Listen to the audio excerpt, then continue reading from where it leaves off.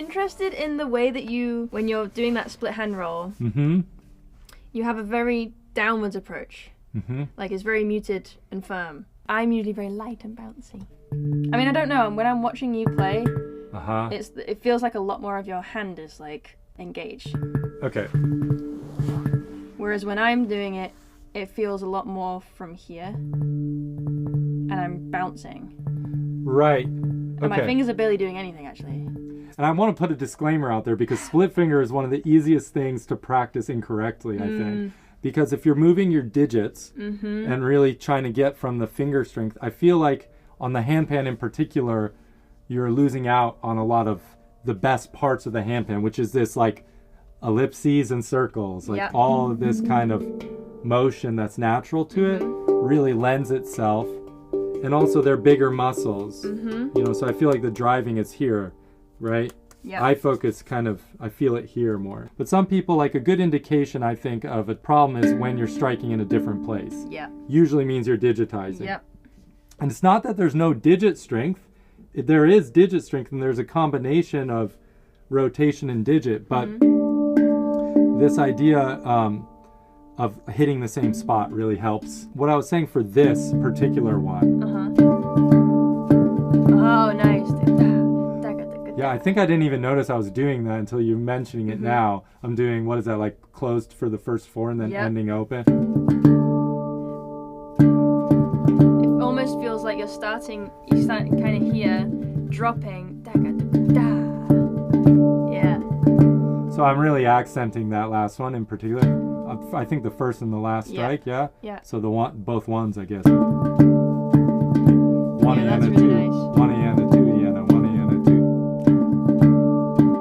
That's really good because that's something that I'm missing, and that I think I see a lot of people missing, is dynamics within the rolls and like intonation almost. And I think that's where I feel like this instrument can take the split hand techniques of the world and take it further than any other instrument. So dynamic. There's like crazy how many different things we can do with it.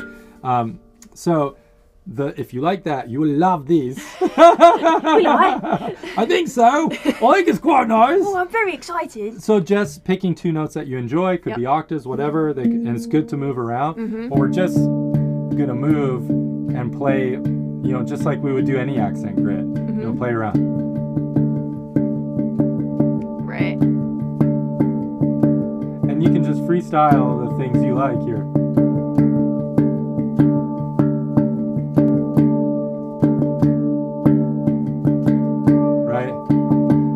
I can get lost for a long time here.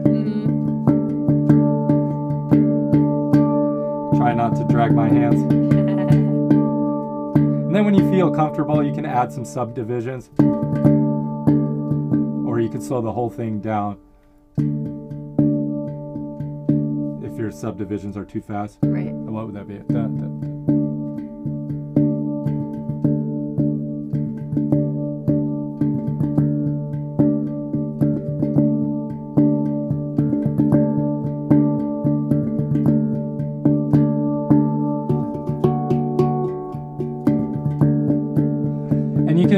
Any accent grid you like.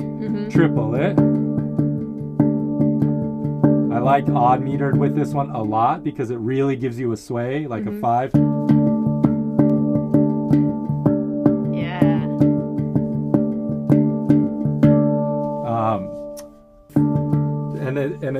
Yeah. There's so much fun, juicy things there. Oh, my left hand. Oh, man.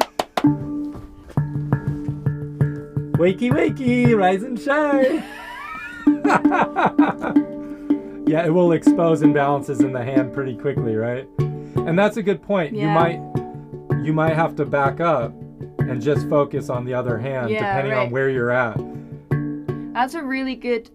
This is really interesting because often when I do these kind of drills, I will do things like this, and then. Right. So I'm doing it individually, so I'm really honing in on each hand. I always miss out doing it together. Yeah. And doing it together really kind of makes you really quite vulnerable. You can really feel the difference in both of your hands, like even just that. Yeah. I can really feel how my left is moving I mean, it might not look it, but with a lot more stiffness here, like it's so different. And another point is how powerful the mirror neurons are. Right. How we learn by watching. I feel like that happens in our own body. Yeah. And because it's our own body, we also get the benefit of feeling it. So when your dominant hand is rocking with your non-dominant hand, I feel like it's teaching it more as you're going. Yeah, that makes a lot and of sense. if you choose 2 notes like off of the ding, then you have a more similar sound, so you can really test if the volume is the same, right? So in a perfect world, you couldn't tell the difference if you switched, if you went from this to that. Right, right. So you mentioned something really powerful, I think, is dynamic range, is like how much dynamic range we have. And like, here's another interesting thing to me. It's not just dynamic range, like there is a different feeling with different motions. So it's like I could go. Right. And it feels to me different than. Totally. For me, like the split finger creates this kind of interesting silky cohesion. And of course you can mirror it if you practice hard enough on any direction, but I'd like to get much better with it. It just makes me so happy. And again, it leaves you open for so many more things. Right. Freedom. Exactly. Yeah. Yeah. I think it's got a lot to do with not just the texture of like the rhythm that you're making and the way that you're striking, but the way that that's also resonating throughout the rest of the pan. Like there's so much that you can change. Here we've got actual melody, even if we're just within one note almost, because you've got the harmonics in there. Yeah. That's another good point. Like, right. Like this also opens Where are you up, playing that? Opens up these. Yeah. Ay. All right, well, this is us for the rest of the night. Dynamics within roles. I think that's what I've taken from that the most is the dynamics. That just as soon as I saw you put that higher accent, I suppose, and higher intention in certain little strikes, just without realizing that that's what you were doing, I was like, oh. Yeah. That's why my rolls sound a little bit thin. That's the one tiny little thing that's missing. Yeah. Interesting. Is that dynamic? And I think that's one of the reasons I like the fourth finger, whatever, for piano fingering, whatever you want to call it, the ring finger. I feel like it does give you a lot of nice clarity because you do have and you can really, it's like a boat on the water, right? And then you can translate that whole shape and still have the same rotation but play with these. Yeah, exactly. Yeah. So it's all universal. Yeah. We're so blessed. What a fun instrument. Isn't it? Oy. Okay, hope you like.